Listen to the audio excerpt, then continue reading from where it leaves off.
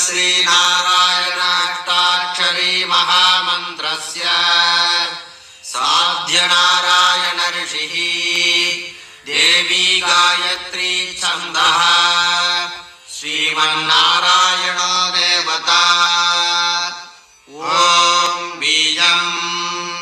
नारायणाय शक्तिः नमः कीलकम् श्रीमन्नारायण प्रीत्यर्थे जपे विनियोगः ध्यानम् अर्कौगावं किरीटान्वितमकररसकुण्डलं दीप्तिराजत् केयूरं कौस्तुभाभासफलरुचिरहारं सतीताम्बरं च